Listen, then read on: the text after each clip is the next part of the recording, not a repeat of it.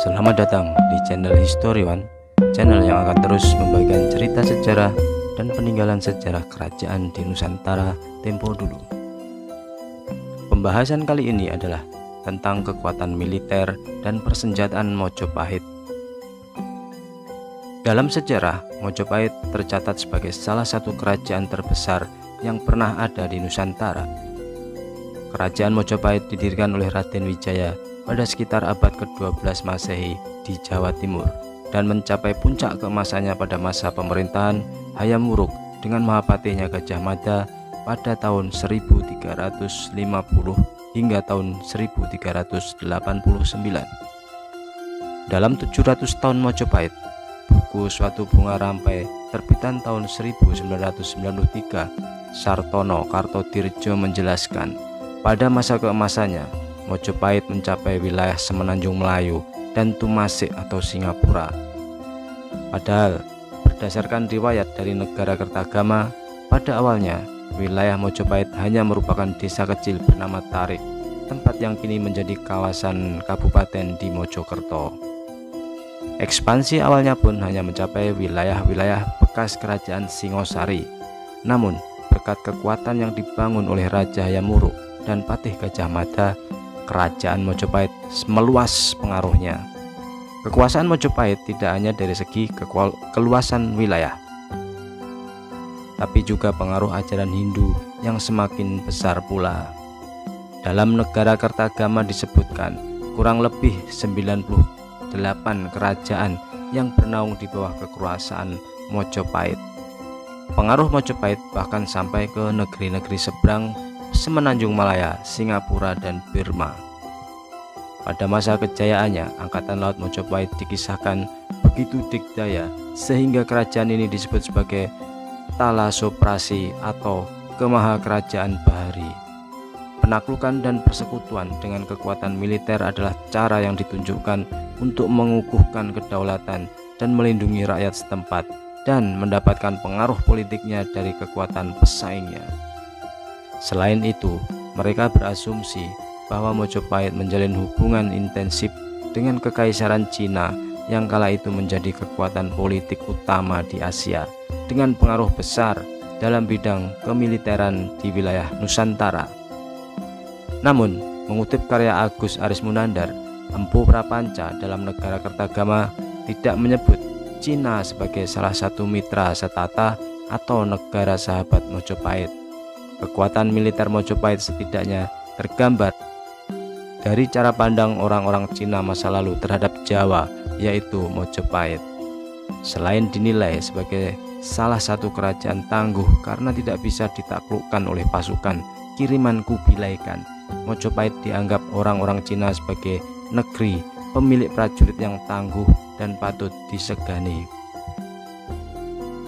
Sejumlah sumber tertulis memang menunjukkan Mojopahit memperluas pengaruh kekuasaannya memakai kekuatan militer besar, terutama pada masa Raja Hayam Wuruk tahun 1350 sampai 1389. Dalam kitab Pararaton, seperti dijelaskan Arismunandar, tercatat Mojopahit mengirimkan armadanya bersama bala tentara untuk menaklukkan Padompo di Pulau Sumbawa pada tahun 1357 Masehi. Selain itu, Babat Kutawaringin, Bali mengisahkan bala tentara Mojopahit yang kuat di bawah pimpinan Patih Gajah Mada menyerang Bali untuk menaklukkan Pasung Grigis. Serangan Gajah Mada itu dilakukan melalui pendaratan dari pantai utara, pantai selatan, dan pantai timur Pulau Bali. Hal itu memperlihatkan besarnya kapasitas militer Mojopahit. Sejumlah berita Cina di era dinasti Ming memperlihatkan kekuatan militer Mojopahit sangat diperhitungkan. Misalnya, ada berita Cina yang menceritakan bahwa pada paruh kedua abad ke-14, penyerangan dilakukan Mojopahit terhadap Swarna Bumi. Serangan pada masa pemerintahan Hayam Wuruk, tetapi sesudah Gajah Mada mangkat pada tahun 1377. Hal itu dipicu oleh Raja Swarna Bumi yang mengirimkan utusan ke Cina 5 tahun sebelumnya. Yang menjadi masalah, pengiriman utusan itu tanpa sepengetahuan Raja Majapahit. Setelah penyerangan pada tahun 1377, putra mahkota Swarnabhumi tak berani mengumumkan dirinya sebagai raja baru.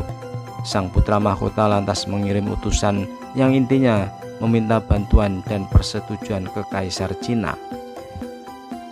Kaisar Cina memang mengirimkan surat persetujuan pengangkatan putra mahkota Swarnabhumi sebagai raja baru.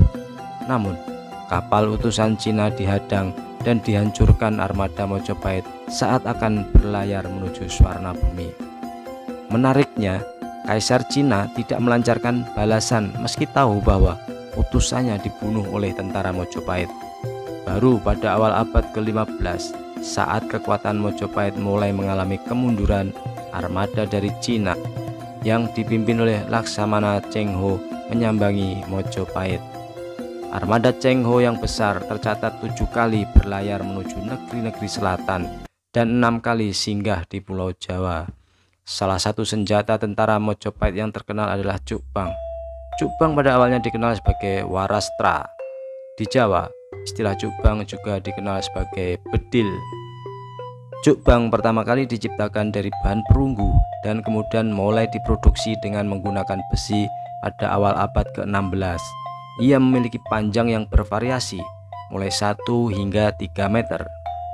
Cukbang 3 meter biasanya digunakan pada kapal-kapal perang Mojopahit, sementara yang 1 meter dipanggul perorangan, layaknya bazooka zaman sekarang. Teknologi senjata bubuk mesiu ini dikenal mulai pada pasukan Raden Wijaya, raja pendiri Mojopahit saat invasi tentara Kubilai Khan dari Tiongkok di bawah pimpinan Ike Mese ke Jawa pada tahun 1293. Kala itu tentara Mongol menggunakan meriam untuk menyerang pasukan Daha. Selanjutnya Mojopahit mulai mengembangkan keahlian dan teknologi unik menempa perunggu untuk memproduksi massal cukbang sebagai industri rumahan dan dikumpulkan ke gudang senjata utama. Dalam catatannya yang terkenal, Raffles menulis bahwa meriam telah banyak digunakan di Jawa sejak era Mojopahit. Dengan teknologi ini, kerajaan-kerajaan kecil berbondong-bondong meminta perlindungan ke Mojopahit. Panglima Angkatan Laut Mojopahit yang terkenal dengan meriam cukbangnya adalah Empu Nala. Dalam kitab Negara Kertagama, sosok Empu Nala disebut-sebut sebagai Rakyat Tumenggung atau Panglima Perang yang bergelar Wiramandalika. Gelar ini disematkan karena jasanya atas perluasan wilayah Mojopahit. Begitulah pembahasan kali ini dan semoga bisa menambah wawasan sejarah kita.